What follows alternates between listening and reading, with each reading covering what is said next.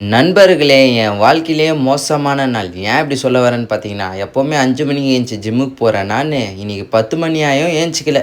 சரி அத விடுங்க. ஏந்திச்சிருந்தேன் ஏன் வேஸ்ட் பண்ணேன்னு பக்கத்துலேயே ஒரு மூவி தியேட்டருக்கு போயிட்டேன். வி சினிமாஸ்க்கு. தியேட்டரெல்லாம் மஜாவா தான் இருந்துச்சு. ஆனா கூட்டம் தான் இல்ல. எனக்கு தியேட்டர் ஃபீலே இல்ல. சரி நான் அத பார்த்து முடிச்சுட்டு நம்ம டைரக்ட்டா பார்த்தீங்கன்னா, நம்மளோட பாக்ஸிங் கிளாஸ்க்கு கிளம்ப வேண்டிய டைம் வந்தாச்சுன்னு சொல்லி மஜாவான புரோட்டீன் பாஸ்தாவ அடிச்சுட்டு வர வழியில பார்த்தீங்கன்னா, நான் ஜாஸ்தி புது புது விஷயத்த நோட் பண்ணேன். போற வழி எல்லாமே டிஸ்டர்பன்ஸா கடைங்க இருக்கும். அந்த கடை ஒண்ணு கூட இல்ல. அதெல்லாம் பார்த்துக்கினே வந்து நம்மளோட பாக்ஸிங் கிளாஸ் ரீச் ஆயிட்டோம். ரீச் ஆனதுனே ஒரு 10 நிமிஷம் ஓட விடுவாங்க. ரிவர்ஸ், பேக், ஃப்ரண்ட், ஜம்ப்னு இந்த எந்திரன் மூவில சிட்டிய போட்டு எப்படி ரோத் எடுப்பாங்களோ, அதே மாரி கோச் பார்த்தீங்கன்னா, எங்கள போட்டு பயங்கரமா ரோத் எடுப்பாங்க. என்னோட ஸ்டார்ட்டிங் ஸ்டேஜஸ்ல நானு ஜிம்முலேருந்து ஸ்டார்ட்டிங் 1 மந்த் பாக்ஸிங் கிளாஸ்க்கு போனோனே என்னோட ஸ்டாமினா பார்த்தீங்கன்னா, மேசிவா இன்க்ரீஸ் ஆச்சுங்க.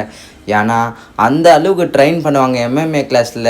ஸோ நீங்களும் இந்த மாதிரி ஏதாச்சும் ஒன்று யோசிச்சுட்டு இருந்தீங்கன்னா யோசிக்காமல் போய் சேருங்க. பாக்ஸிங்ன்றது சண்டே மட்டும் கற்றுக்க வேண்டிய விஷயம் இல்லைங்க. மெயின் அங்கே நீங்கள் போனீங்கன்னா ஃபஸ்ட்டு நோட்டீஸ் பண்ணுற விஷயம் என்னென்னா டிசிப்ளினு தாங்க.